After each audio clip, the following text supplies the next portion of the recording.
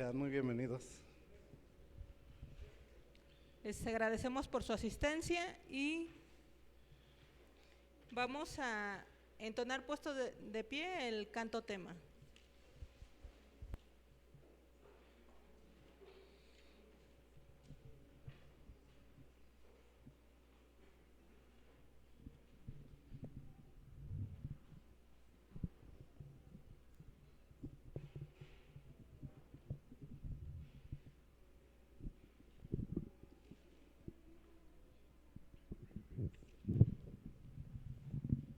Bien, vamos a entonar el canto tema.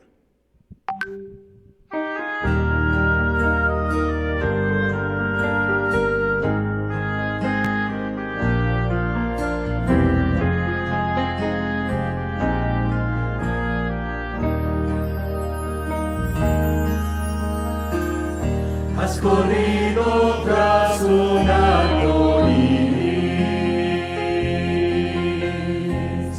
y ahora muy cansado estás.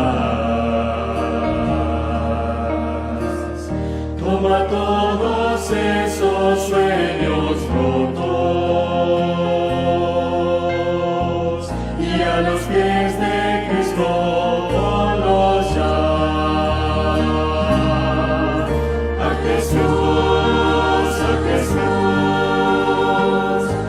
Jesús entrega todo, sueños rotos y heridas del corazón.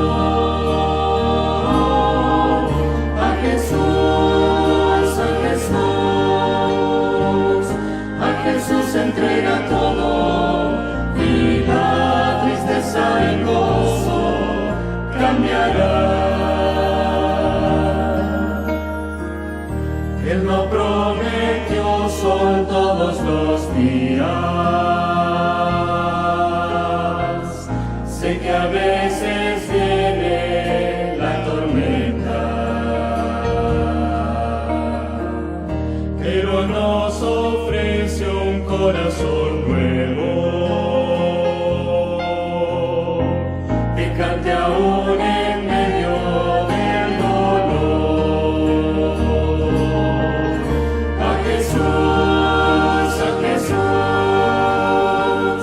A Jesús entrega todo, sueños rotos y heridas del corazón.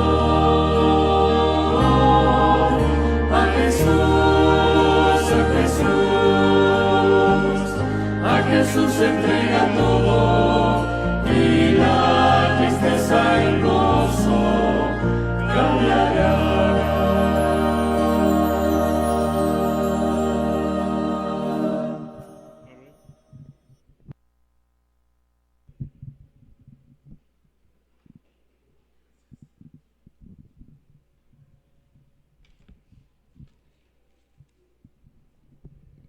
Los invito que así como estamos, busquemos en nuestras Biblias Daniel 2:44.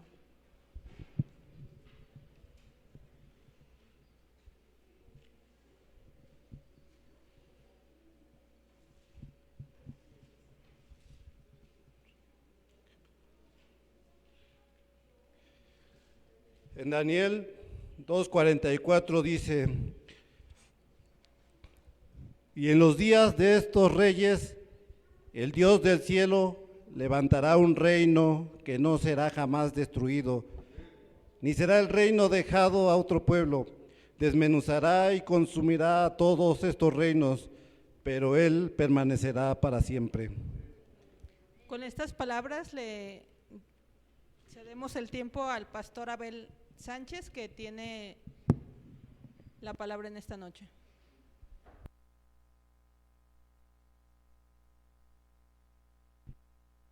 Tomar asiento, qué amables, gracias.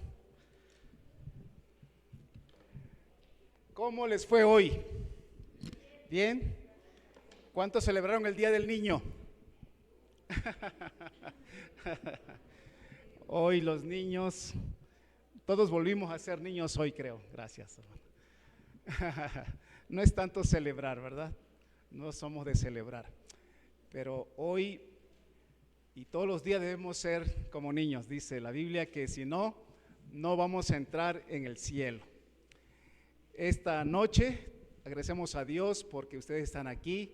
La jornada de trabajo fue bendecida por el Señor y por eso estamos aquí y agradecemos su cuidado. El último imperio. Hemos visto a lo largo de la estatua de Nabucodonosor 4 imperios, y esta noche les dijimos que íbamos a estudiar acerca del último imperio. Tenemos aquí un repaso general, cómo Daniel interpretó el sueño, que la cabeza de oro representaba ¿qué cosa? Babilonia. Sí, tú eres aquella cabeza de oro. Y cuando dice otro reino inferior al tuyo vendrá, se está refiriendo ¿a quién? A los medos persas, medos y persas, eran 2 imperios juntos. Después dice la interpretación de Daniel, que Dios le da a Daniel, un tercer reino de bronce, el cual dominará sobre toda la tierra. Y se refiere a un tercer imperio, que es el imperio de los griegos, ¿verdad? Y después de los griegos dice la interpretación, y el cuarto reino será fuerte como hierro. Y de acuerdo a la historia tenemos que este imperio fue el imperio ¿qué? Romano, los romanos. Por las características históricas que nos dan cada uno de estos imperios, podemos ver cómo se identifican perfectamente con los metales que se mencionan aquí. Hay un autor, ¿cómo es que sabemos, cómo podemos nosotros confirmar que Nabucodonosor fue realmente el rey medo-persa? El primer reino. Miren, tenemos que se encontraron miles de tablillas, les digo, bibliotecas completas en Babilonia. Estas tablillas pues narran cosas, archivo de materiales, de datos, de códigos, de leyes, pero una de estas tablillas donde se menciona el nombre de Nabucodonosor, que son muchas, se dice que había una que declaraba como inaugurada una obra que decía así: estos portales son para el asombro de multitudes de personas adornadas, que dure para siempre. Siempre fue ese el deseo de Nabucodonosor, que sus obras duraran ¿cómo? Para siempre. Es interesante lo que Nabucodonosor pensaba, siendo que también en la Biblia encontramos, hermanos, que si aquí me ayuda esta parte, si se conecta ya, ahí está, ¿verdad? Sí, en esta tablilla se llama escritura cuneiforme, porque las letras se hacían con cuñas que se imprimían sobre el barro, se ponía a secar y ya quedaba la escritura allí. Entonces, en esta escritura, Nabucodonosor, rey de Babilonia, dice: yo construí el palacio, la residencia de mi majestad, que mis descendientes gobiernen en él para siempre. Noten otra vez la preocupación de Nabucodonosor es que sea ¿cómo? Para siempre, que su reino sea eterno. Esto nos hace recordar lo que Daniel nos dice de Nabucodonosor. Dice que Nabucodonosor era un hombre muy orgulloso. ¿Cómo dice Daniel 4:30? ¿Cómo decía Nabucodonosor? ¿Cómo se exaltaba Nabucodonosor aquí? Daniel 4:30. ¿Cómo dice? ¿Cómo decía Nabucodonosor cuando veía sus obras? ¿Sí?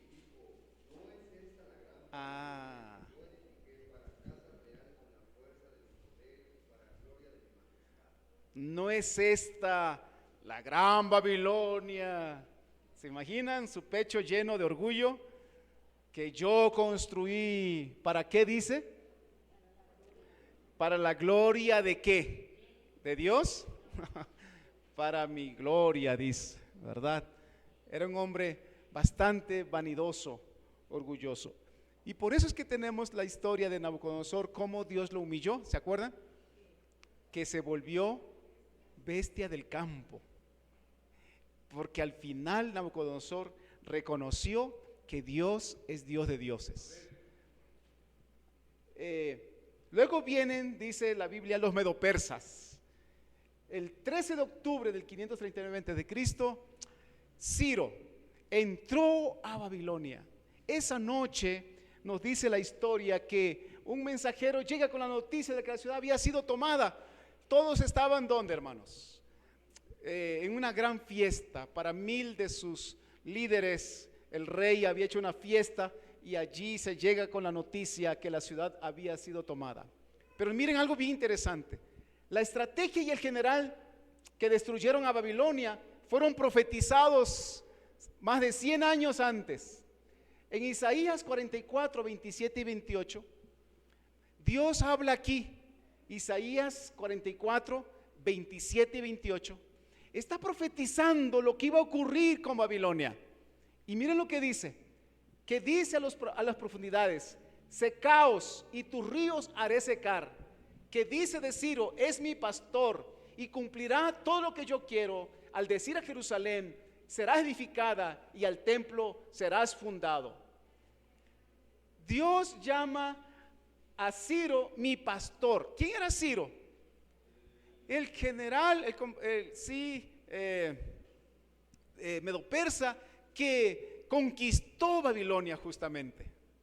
Y la Biblia lo llama mi pastor. Y luego habla de cómo secaría los ríos. Y esa fue la manera como se conquistó Babilonia, porque el río pasaba por en medio de la ciudad y cuando se seca el río, entonces es fácil conquistarla. Isaías vivió más o menos del 765 al 695. Vamos a suponer que en el año 700 más o menos haya escrito Daniel, Isaías esto. Dice, así se dice Jehová a su ungido, a Ciro, al cual tomé yo por su mano derecha para sujetar naciones delante de él y desatar lomos de reyes, para abrir delante de él puertas, y las puertas, ¿qué cosa? No se cerrarán. Es un espíritu conquistador de Ciro, profetizado muchos años antes. Por eso es que decimos que la Biblia no es un libro humano, hermanos. La Biblia es un libro, ¿cómo? Divino, que puede predecir el futuro, porque Dios es el autor de este libro. Luego viene el vientre de bronce, porque la plata no gobernaría para siempre. Alejandro Magno es el gran conquistador, uno de los más grandes conquistadores de la humanidad, porque muy joven él se hizo de un gran ejército en Grecia y se dirigió para conquistar al mundo. A los 33 años de edad ya había conquistado al mundo y derrotó a Darío III de Persia en una batalla que la historia registra como la batalla de Arbela en el año 331. Caen los griegos y surge ¿quiénes? Caen los medopersas y ¿quién surge quién? Grecia, dirigidos por Alejandro Magno. Hay un gran libro que se llama Arian, la gran historia. Dice, estoy persuadido de que no había nación, ciudad ni pueblo donde su nombre no llegó. Allí parece tener una mano divina que preside su obra y su acción. Los autores, al ver cómo trabajó, cómo conquistó Alejandro, ven algo especial en eso. Como que no es humano lo que hace Alejandro, como que algo más grande que él está dirigiendo la conquista de todo el mundo. Y esto es bien interesante cómo está registrado en la historia. Y es que gran parte de la armadura usada por la infantería de los griegos estaba hecha ¿con qué material? Con bronce. Y es el imperio que está identificado justamente con el vientre de bronce. El 22 de junio de 168 a.C., en la batalla de Pidma, pereció el imperio de Alejandro Magno, 144 años después de su muerte. Así que este imperio duró más o menos 150 años. Y aunque terminó, los historiadores nos dicen que el imperio griego sigue dominando nuestros días, en la cultura, en el idioma especialmente, en la manera de pensar. Saben que el formato de pensamiento occidental es qué, quién, cómo, cuándo, dónde. Y ese pensamiento es el que tenemos hoy como herencia de la manera de pensar ¿de quién? De los griegos. Cuando usted lee la Biblia, si lee especialmente los Salmos, ustedes van a encontrar que no hay esa estructura de pensamiento, qué, cómo, cuándo, quién, sino hay una estructura distinta. La mente semítica, la mente hebrea es distinta a la manera de pensar que la manera de pensar de los griegos. Eso es bien interesante. Pero la cultura occidental, nuestra cultura en la que vivimos nosotros hoy, es una cultura dominada grandemente por el pensamiento de los griegos. Y vienen las piernas de hierro, Roma. Roma era una nación despiadada, dicen los historiadores, que gobernó con vara ¿de qué? De hierro. Literalmente, porque el imperio romano fue el primero en usar el hierro en sus armas, en sus conquistas, en sus diferentes medios para hacerse de un gran imperio. Este libro que se llama Historia de la declinación y caída del Imperio Romano dice: la imagen de oro o plata o bronce que podría servir para representar a las naciones y sus reyes fueron sucesivamente rotos por la monarquía de hierro de Roma. Es que Roma está bien identificada como una nación que usó el hierro por primera vez, ¿verdad? El bronce pues es más débil que el hierro, ¿verdad? Hablando de armas, hablando de escudos, hablando de diferentes instrumentos de guerra.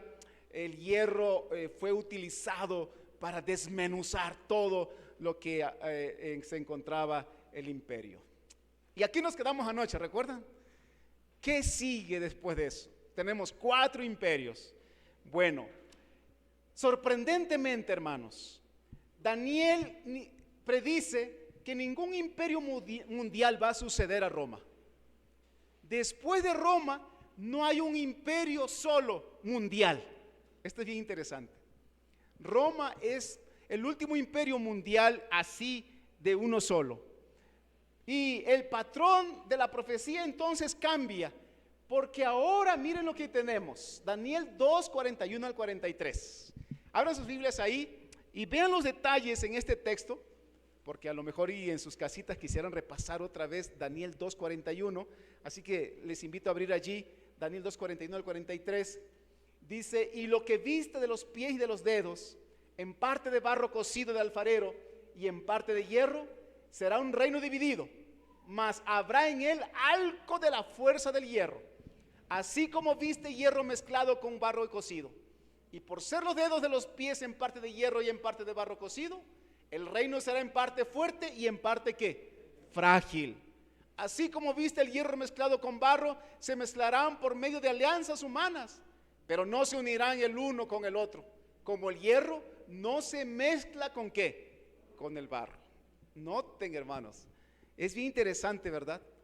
Porque hemos visto 4 reinos únicos dominando el universo, toda la tierra, conforme a su periodo de tiempo. Pero después de los romanos no tenemos un solo imperio. Tenemos, dice, partes fuertes y partes ¿qué? Débiles. Esto es bien interesante. Tenemos entonces otra característica, es que estos 2 elementos no se ¿qué? No se unen, no se fusionan, no se mezclan, no se pueden hacer de 2 uno. Entonces la historia nos habla algo bien interesante también, que habrá en él algo de la fuerza de hierro. ¿Qué significa esto, hermanos? ¿Que desaparece completamente el imperio romano? Esto es algo interesante. Esto es bien interesante. Por favor, el día jueves, cuando hablemos de las bestias, comparándolas con la estatua de Nabucodonosor, va a ser bien importante que recordemos esto. El imperio romano cae como imperio. el imperio de los Césares cae, pero surge un imperio espiritual también basado en Roma, que es un poder religioso. Por eso es que vemos aquí, bien interesante, que el hierro continúa después que el imperio romano ¿qué? Cae. Esto es bien interesante. Roma cae como imperio, el imperio de los Césares. No hay más Césares después de Rómulo, creo que fue el último, ¿verdad? Rómulo Augusto, él fue el último. Después no hay más Césares, pero Roma de alguna manera continúa. Pero el emperador, cuando cae, le da el control a un poder espiritual que se llama católico, apostólico, romano. Y lo romano continúa, por eso es que quería enfatizar eso. Pero eso lo vamos a ver más el jueves, ¿de acuerdo? Lo que sí quería mostrar es aquí que habrá en él algo de la fuerza de hierro, aun cuando cae este poder identificado por el hierro. En los capítulos 26 al 36 se describen las naciones bárbaras que conquistaron y dividieron el imperio romano cuando cae Rómulo Augusto, el último emperador de Roma. A través del lujo, la corrupción política, la degradación moral, la decadencia moral, Roma perdió su estabilidad y fuerza, convirtiéndose en presa fácil de las tribus de bárbaros que comenzaron a invadir el imperio durante el siglo IV después de Cristo. La caída del imperio en el 476 después de Cristo no fue algo abrupto, sino que más antes, años más anteriores, ya las tribus bárbaras habían empezado a minar el imperio. Y muchas teorías de historiadores que dicen que cuando se debilita tanto en el hedonismo, en los placeres, los soldados romanos, pues ellos empiezan a buscar como mercenarios, soldados mercenarios. Y estos soldados mercenarios muy fuertes, muy buenos para la guerra, ¿quiénes eran? Los pueblos bárbaros. Entonces le empezaron a dar confianza a los pueblos bárbaros, los usaban como mercenarios, pero este fue un gran error, porque los pueblos bárbaros empezaron a ver los puntos débiles del imperio, del ejército romano. Porque hermanos, hay que decir también algo bien interesante del ejército romano. Las técnicas de guerra del ejército romano no han sido igualadas en la historia de la humanidad. Las habilidades que tenían de formación, de ataque, de cómo usaban las armas ellos, es sumamente interesante. La técnica de la guerra, creo que ninguna civilización la ha usado tan bien como el ejército romano. Por eso es que es famoso, hermanos, la caída de Jerusalén en el año 70. Cómo los romanos hacen caer esa gran ciudad. Y no solamente eso, sino que algunos judíos se escapan, ¿verdad?, de la ciudad de Jerusalén y se van a Masada. ¿Saben qué es Masada? Una fortaleza arriba de una montaña que está bien escarpada para subir. Allí muchos judíos se fueron a esconder en Masada. Y Masada, sin embargo, en 3 años el imperio romano la destruyó. Pero los judíos no dejaron que el imperio los matara. ¿Qué hicieron antes de que llegara el imperio allá arriba? Se suicidaron, tomaron un veneno. Cuando el imperio finalmente llegó allá arriba, los soldados del imperio, todos estaban muertos. La historia de Masada es increíble, que muestra el poder militar de los romanos. Pero aún así, los romanos finalmente ¿qué?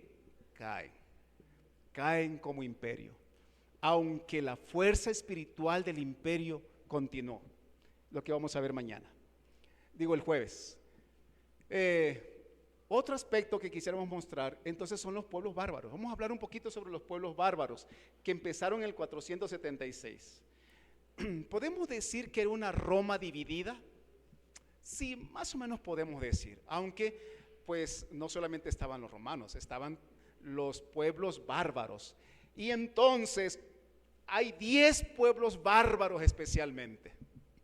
Están los alanos, que llegaron a ser en el 351 el país de ¿qué? Alemania. Donde hoy está Alemania fue conquistado por los alanos. Luego están los francos, que formaron el país de Francia. Luego están los burgundios, son los suizos. Están los suevos, que es Portugal. Los visigodos, que son los españoles. Los sajones, que son los ingleses. Los lombardos, que son los italianos. Los vándalos, que fueron extintos, igual que los ostrogodos, igual que los érulos, desaparecieron totalmente. Entonces tenemos 10 pueblos. Algunos de ellos eran fuertes, pero otros eran ¿qué? Débiles. Por ejemplo, hasta el día de hoy, de esos 10, ¿cuáles son ustedes creen que es el más fuerte el día de hoy? Sí, Alemania. Después, pues ahí Inglaterra, que es muy fuerte militarmente, igual que Francia, ¿verdad? Aunque económicamente Suiza bastante fuerte. Un país débil, ¿cuál sería ahí, hermanos? Hoy día, hoy. España, sí. Hasta los mexicanos le ganamos a España ya en la economía. ¿Quién más? Sí, Portugal, países muy pobres. Aunque los portugueses, ¿verdad?, se dedicaron a saquear el mundo. Eran muchos piratas y en muchos países ellos hicieron colonias, pero son muy pobres los portugueses. Entonces, unos pueblos fuertes y otros pueblos ¿qué? Débiles. ¿Se cumple perfectamente, hermanos? ¿Verdad que sí? Todas las cabezas coronarias de Europa, que tenían una corona, las familias reales, estaban emparentados, pero eso no impidió la Primera Guerra Mundial, porque el rey de Francia se casaba con la hija del rey de Inglaterra y tenían hijos, y entonces ese se casaba con la hija del rey de Alemania, y así todos los imperios estaban casados unos con los otros, haciendo como una red familiar de todos. ¿Cuál era el propósito, hermanos? Unir los países a través de la familia. Sin embargo, no lo lograron. Carlomagno, con la fuerza del Sacro Imperio Romano Germánico a sus espaldas, trató de unir Europa, pero no lo logró. Otro, Carlos V, también Luis XIV, dice la historia, que intentaron unir Europa, pero no lo lograron. Pero hay otros más famosos, hermanos, que nosotros conocemos en la historia. Por ejemplo, Napoleón. Napoleón trató de unir. Es más, Napoleón, hermano, hizo algo bien interesante, porque después que el Imperio Romano de los Césares desaparece, quien toma el papel del César, ¿quién es? El Papa, el sistema papal.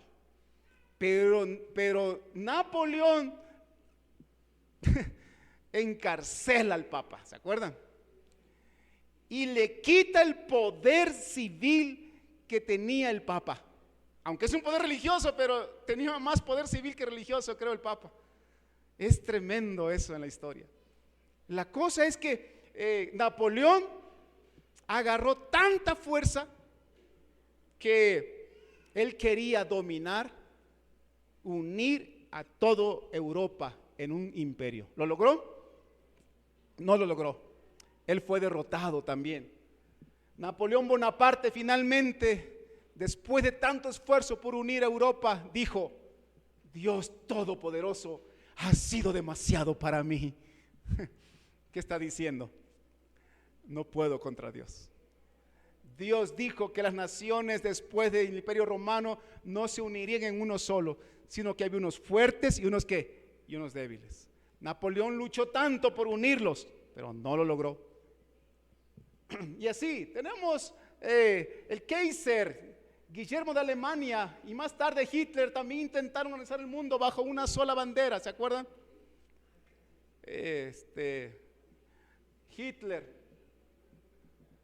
El mandato aquí divino, el decreto divino es: no sé qué, no se unirán, no se dirán el uno al otro, no va a haber uno solo, todos unos fuertes y unos débiles.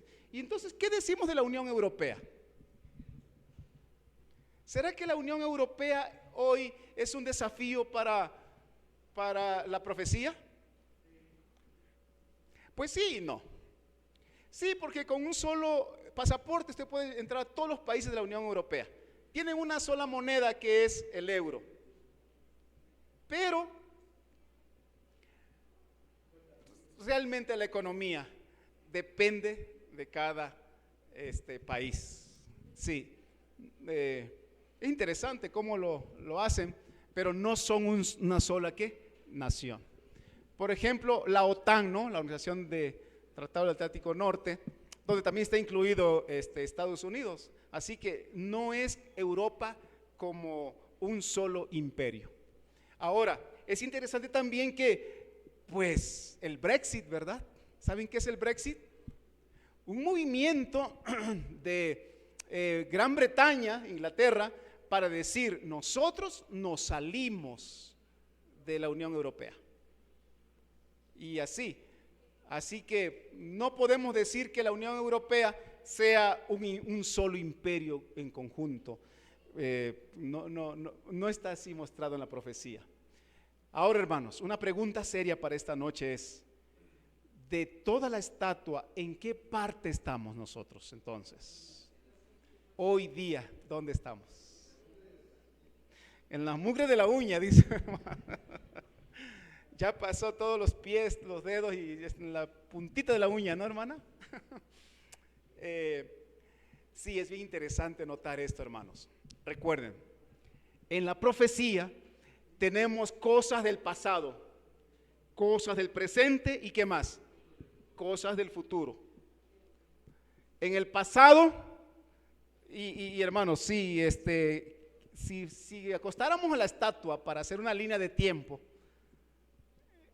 tenemos cosas del pasado, ¿verdad? Nos colocamos ahí donde dice hoy, tenemos en el pasado, ¿qué tenemos? Babilonia, ¿qué más? Medo-persas, ¿qué más tenemos? Los griegos quedaron atrás, ¿qué más? Los romanos quedaron atrás. Pero en este momento, en el gran bloque de la estatua, imperios fuertes e imperios débiles, es ahí donde estamos hoy, amén. Y entonces, ¿hay algo en el futuro todavía o ya no? Sí. Lo lindo de la historia, hermanos, y de la profecía, es que si algo se cumplió en el pasado y vemos la evolución del cumplimiento en el presente, lo más seguro es que lo que falta en el futuro también se va a cumplir, ¿no es cierto? Y eso es lo que da esperanza cuando estudiamos la profecía. Eso es lo que nos da gozo de saber que el futuro no es incierto, que tenemos un destino. Entonces la pregunta bien cabe aquí es: ¿qué sigue? ¿Qué sigue? De acuerdo al relato de Daniel, ¿qué sigue, hermanos? Sí. ¿Qué sucedería en los días de los pies de la estatua? Vamos ahí a Daniel 2:45. Abran sus Biblias, por favor. Daniel 2:45. Abran sus Biblias, por favor. Daniel 2:45. ¿Qué sigue? ¿Qué está en el futuro, hermanos? De la manera que viste que del monte fue cortada una piedra, no con mano, la cual desmenuzó el hierro, el bronce, el barro, la plata y el oro. El gran Dios ha mostrado al rey lo que ha de acontecer en lo porvenir, y el sueño es verdadero y fiel que su interpretación. Entonces, lo que falta de acuerdo al relato de la estatua de Nabucodonosor es que de un monte fue cortada una piedra no con mano, la cual cae y desmenuza la imagen. Esta figura, hermanos, este relato que bien lo podemos imaginar, es un relato bien descriptivo, ¿verdad? Está la estatua allí, pero de repente de una montaña se corta una piedra, pero no es una mano humana la que corta esa piedra. Y entonces de manera sobrenatural esa piedra viene, cae a los pies de la estatua y entonces destruye todo.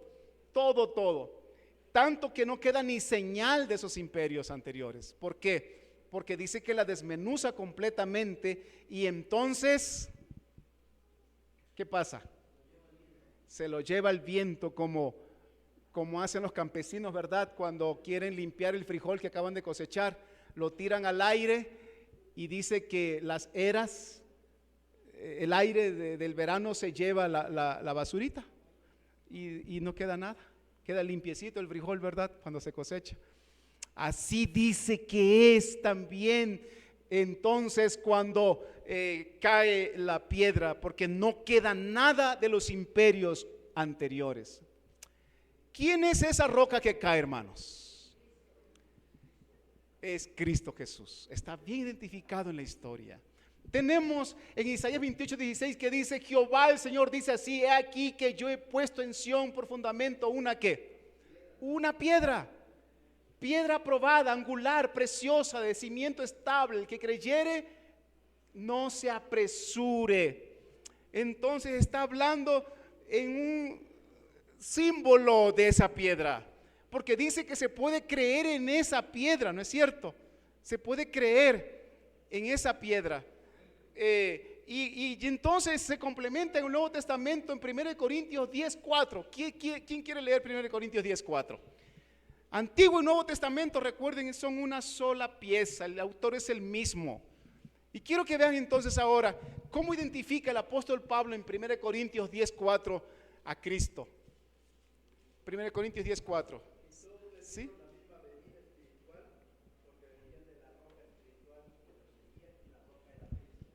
La roca, otra vez, gracias hermanos, ¿es quién? Cristo. La roca es Cristo. Bueno, dice era en el momento cuando se aplica el simbolismo también de la roca aquella, ¿verdad? Que soltó agua cuando el pueblo estaba muriéndose de hambre de sed en el desierto. Pero en términos generales, el símbolo de la roca representa ¿a quién? A Cristo Jesús, exacto. Entonces, si esto es así, miren lo que dice Lucas 20, 17 y 18. Abran sus Biblias también aquí, por favor. Va a ser bien importante que analicemos este texto, hermano. Vamos a dedicar unos 2-3 minutos a analizar este texto, porque aquí hay algo sumamente valioso para nosotros esta noche. Lucas 20, 17 y 18. Aquí se habla de la piedra o la roca. ¿Se acuerdan que Jesús trató de diferenciar entre una piedra y una roca? ¿Se acuerdan? La piedra es Pedro, canto rodado es una piedra, pero Jesús es la roca. Es muy distinto.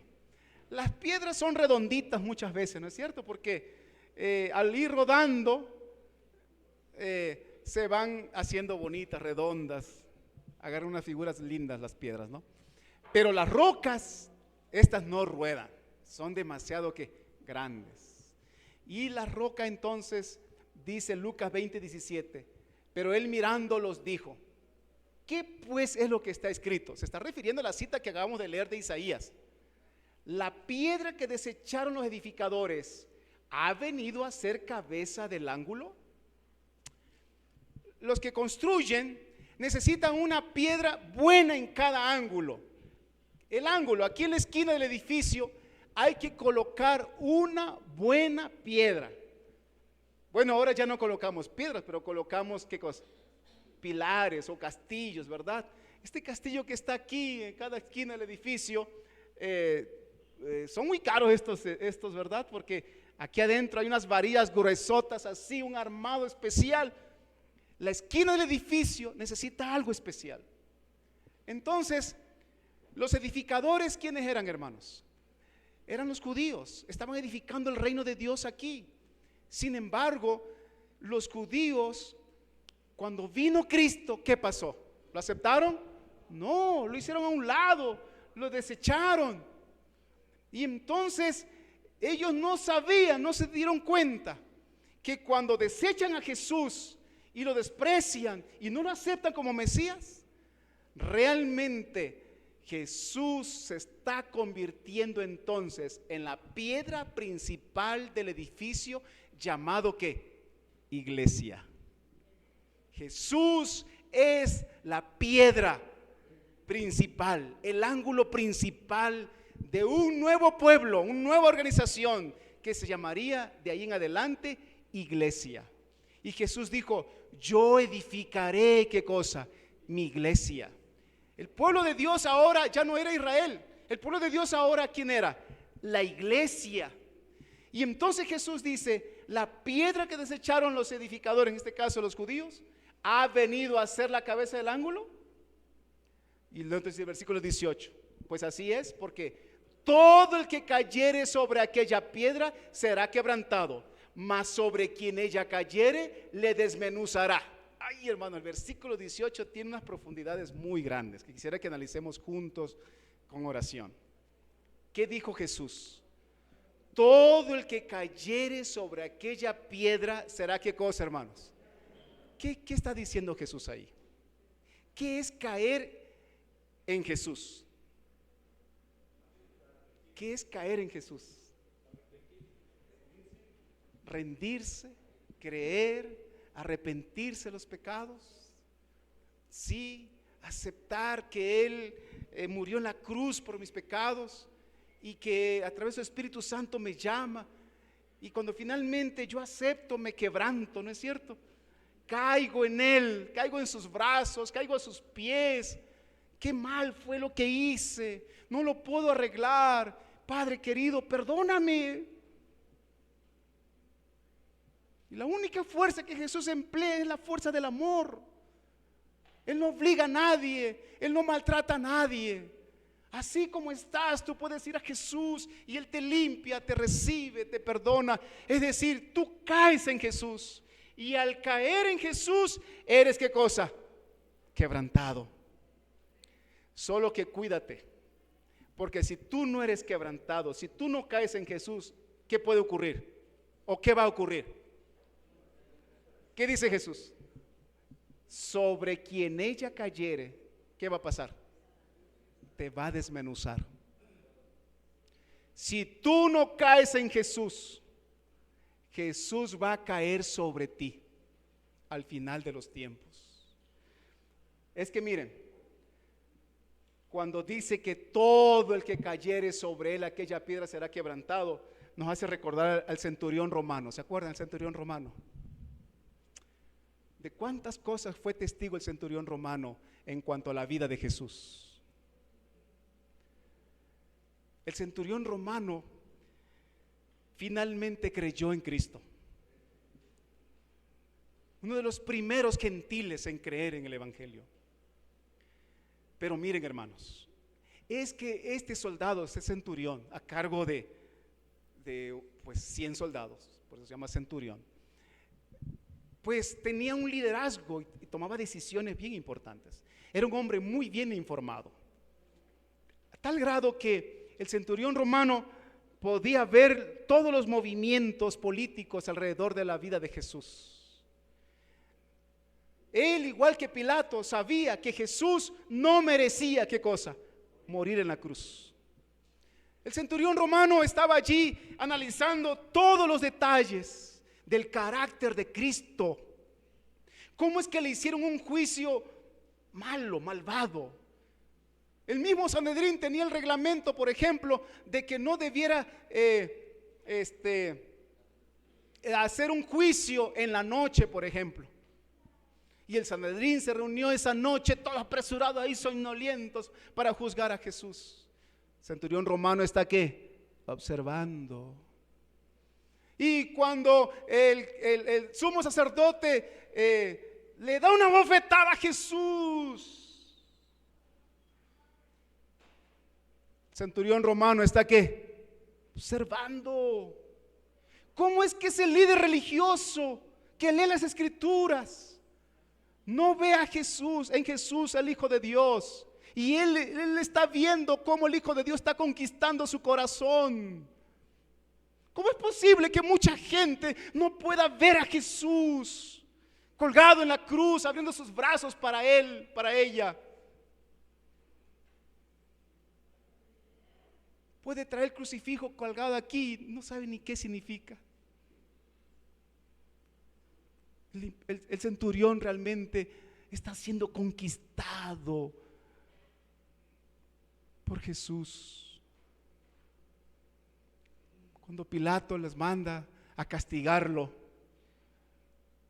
duele en el corazón del centurión. Pero está un grave peligro. Los romanos, especialmente los soldados, y más, cuanto más un centurión, estaban obligados a reconocer que el César era como Dios.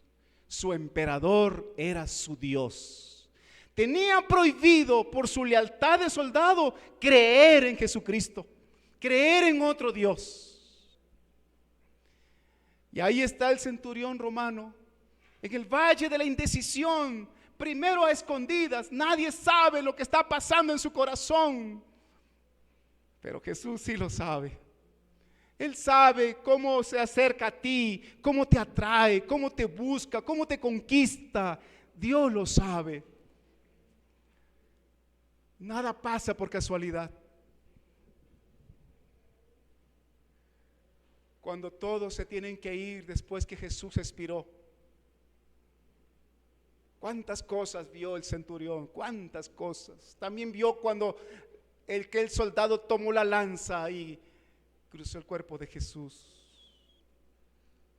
Vio cómo le encargó a su madre, a su discípulo amado, a Juan. ¿Cuántas cosas fue testigo el centurión?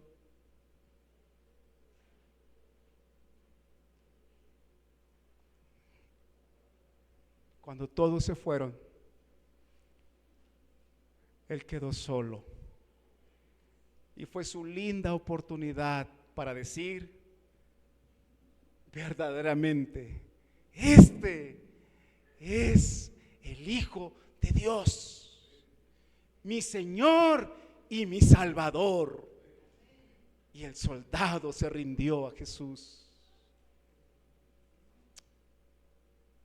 Jesús había hecho su más grande conquista en el corazón de este centurión.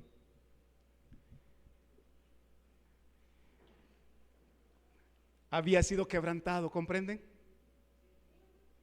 Él cayó sobre Jesús. El centurión cayó sobre la roca que es Jesús y fue desmenuzado. Ya no le importaba si lo sacaban de su trabajo de soldado. Él ahora era un cristiano. Siglos después, hermanos, otro gran soldado llamado Constantino